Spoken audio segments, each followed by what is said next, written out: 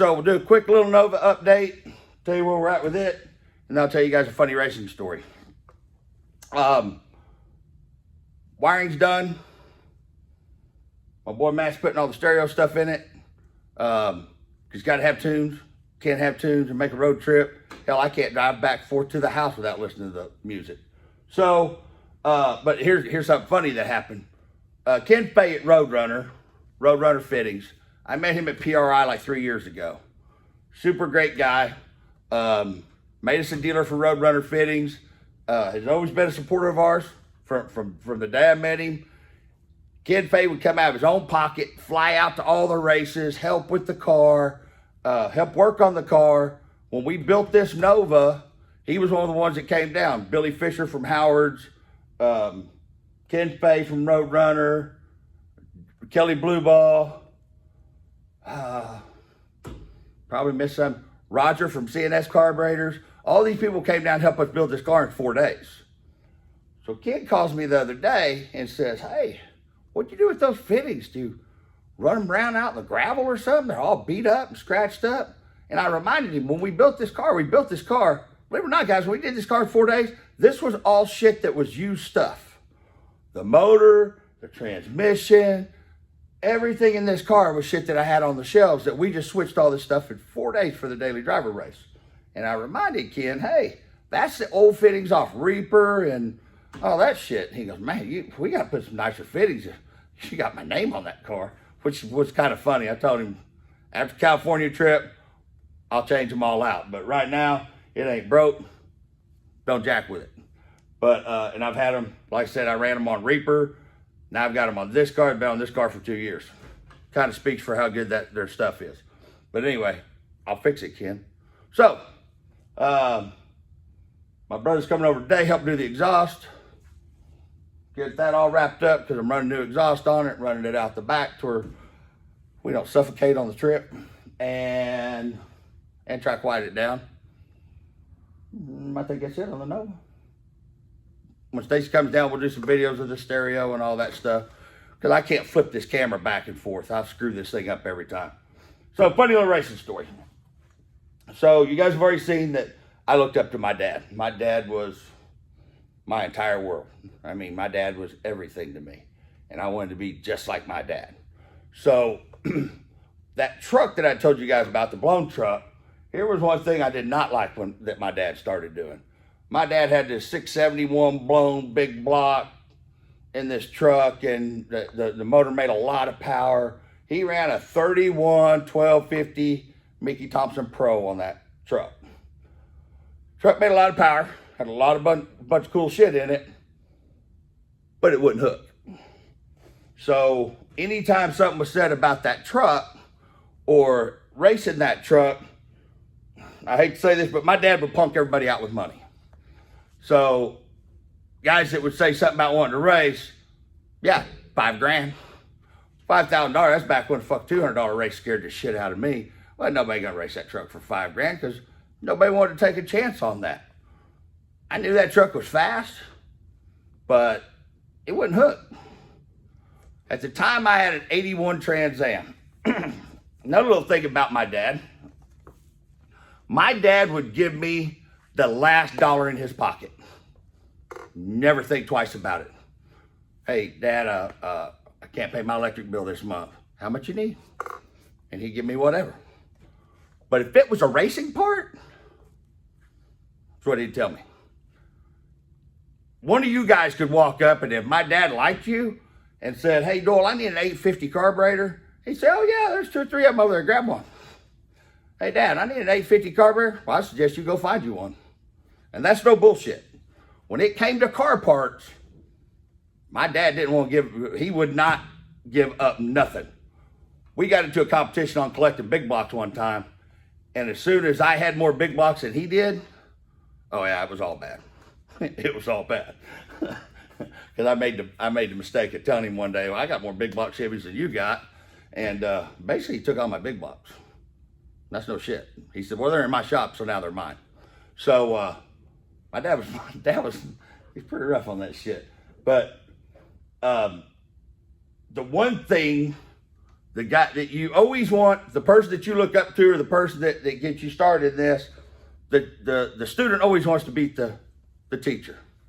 So I had an 81 Trans Am, big block, had nitrous on it, 373 gears, T-top car, J-bolt, slapper bars, which is what I ran for a long time. Wasn't a fast car. I mean, it was a mid 11-second car on the bottle. And but here's the thing, I didn't own a nitrous bottle. My dad had nitrous bottles, but I didn't own nitrous bottles because every time I bought something, it was used. So I'd buy it, like the kit that was on it. It had a plate system on it, and I bought it at a swap meet, and it was a NOS plate, and I don't even remember what, ICE solenoids or something. There was a mixed up jumble of stuff because that's all I could afford. So I didn't have a bottle.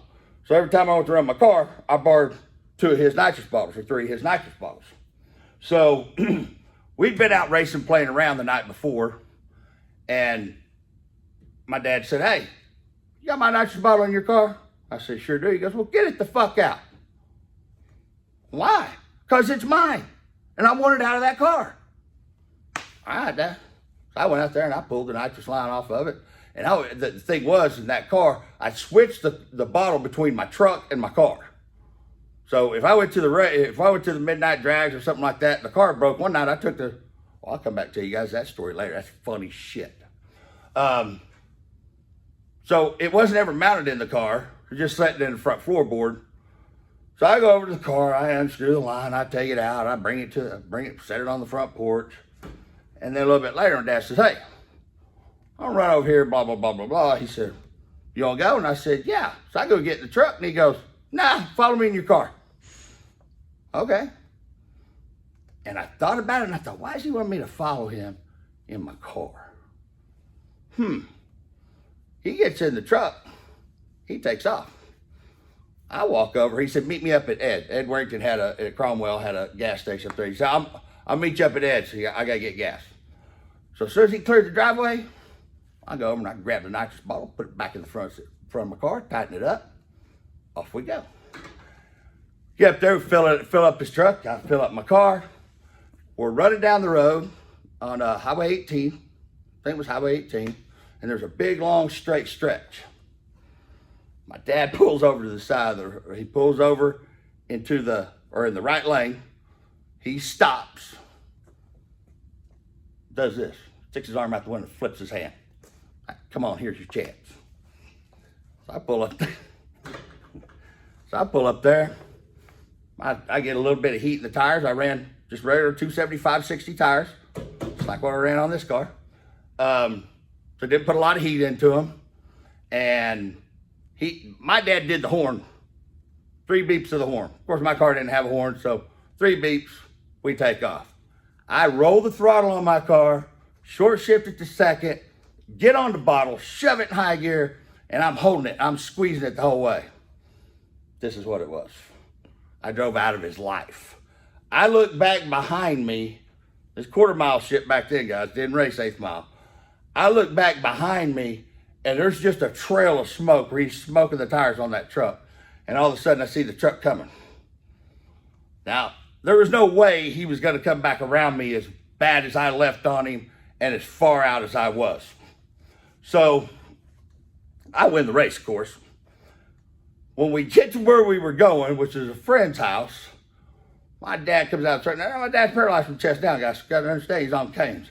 He comes out of the truck. He goes, "My goddamn bottle in that car?" I said, "Sure is." "Get it out." So I walk over, I unscrew the bottle, and I set it over to the front floor of the truck. I said, "Now officially I am the fastest in the family." Oh boy. My dad did not speak to me, and this is no bullshit, guys. He did not speak to me, and we lived next door to each other for 3 weeks. Would not acknowledge my existence, would not speak to me, would not have nothing to do with me for 3 weeks. So that was a pretty good moment in my life. But it wasn't a great one in his, and after that, I really wasn't going to get no more parts. I wasn't going to get jack shit. As a matter of fact, this is how hardcore he was about parts. I had a 72 Chevelle that when I moved to Cromwell and I was living in town, I'm doing mechanic work out of my 2-car garage and hustling car parts and all that. When I put that car together, it had a 355 gear, 700 R4, and a 12.5-to-1 302 small block Chevrolet that I put a set of open chamber heads on to lower the compression. And that was my that was my daily driver car. That was what I drove every day. It's the only thing I had to drive. My dad calls me one time, asked me to come over. I come over to the house. He said, I need you to pull the transmission out of my truck. I said, Dad, I can't.